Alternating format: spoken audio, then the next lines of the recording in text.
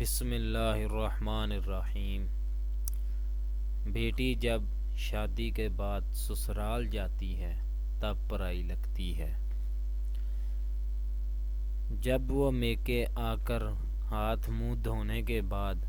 سامنے ٹانگے ٹاول کے بجائے اپنے بیگ سے مختصر رومال سے منہ پونچھتی ہے تب وہ پرائی لگتی ہے۔ جب وہ باورچی خانے کے دروازے پر نامعلوم سی کھڑی ہو جاتی ہے تب وہ پرائی لگتی ہے۔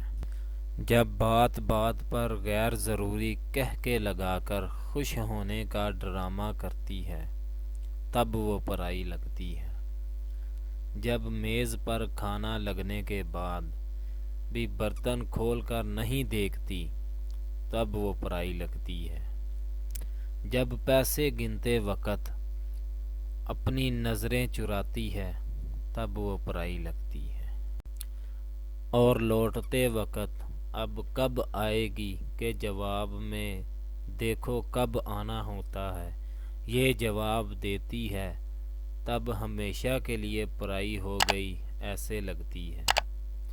لیکن گاڑی میں بیٹھنے کے بعد جب وہ چپکے سے اپنی آنکھیں چھپا کے خشک کرنے کی کوشش کرتی ہے تو وہ پرایا پن ایک جھٹکے میں بہہ جاتا ہے تب وہ پرائی سی لگتی ہے۔ نہیں چاہیے حصہ بھیا میرا میکا سجائے رکھنا، کچھ نہ دینا مجھے صرف محبت برقرار رکھنا، پاپا کے اس گھر میں میری یاد بسائے رکھنا، میرے بچوں کے ذہنوں میں میرا مان برقرار رکھنا،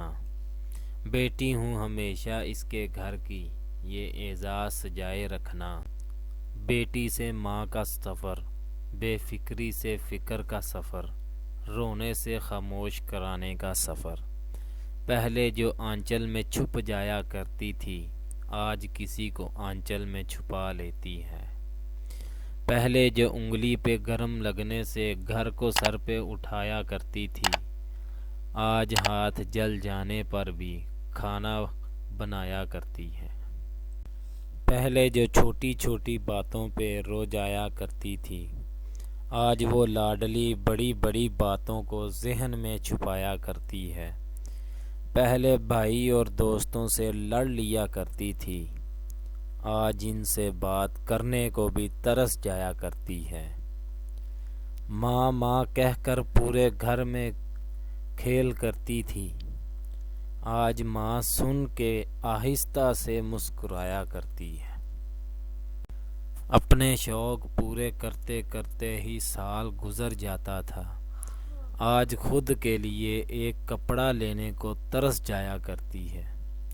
سارا دن فارغ ہو کے بھی بیزی بتایا کرتی تھی